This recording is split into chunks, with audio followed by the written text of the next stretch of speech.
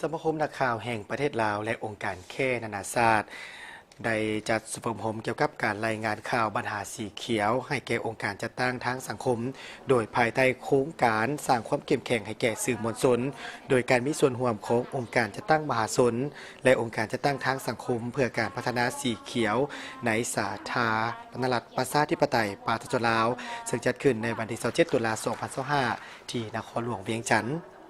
โครงการสร้างความเข้มแข็งให้แก่สื่อมวลชนโดยการมีส่วนร่วมขององค์การจัดตั้งมหาชนและองค์การจัดตั้งทางสังคมเพื่อการพัฒนาสีเขียวในครั้งนี้เพื่อเป็นการจุกยู่การมีส่วนร่วมของนักข่าว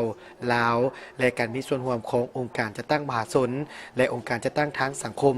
และผู้นำใช้สื่อสังคมออนไลน์ในทั่วประเทศในระยะที่2ก็คือระยะ2ปีข้างหน้า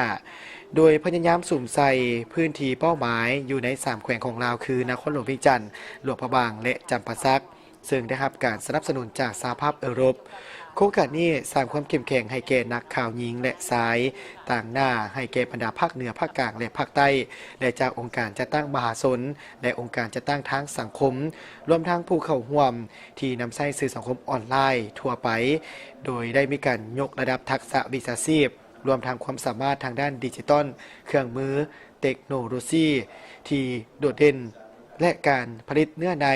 สื่อมวลชนข้อมูลข่าวสารโดยการส่งเสริมการรายงานการรับผิดชอบและการเป็นมืออาชีพเกี่ยวกับปัญหาการพัฒนาแบบยืนยงเขาร่วมเป็นประธานเปิดสุดฝึกอบรมโดยท่านสวรรครราชมนตรีประธานสมาคมนักข่าวแห่งประเทศลาวท่านนางบัวคำดวงปัญญาหัวหน้าโครงการแกมซิล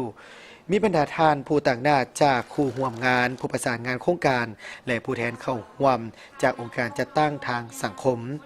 การฝึกอบรมในครั้งนี้ผู้เข้าร่วมได้มีการแลกเปลี่ยนบทเรียนเกี่ยวกับการพัฒนาสีเขียวได้เรียนรู้เกี่ยวกับหลักสูตรมาตรฐานการรายงานข่าวสีเขียวเน้นใส่เทคนิคการเก็บข้อมูลการวิเคราะห์การตั้งหัวข้อข่าวและการสร้างเนื้อใน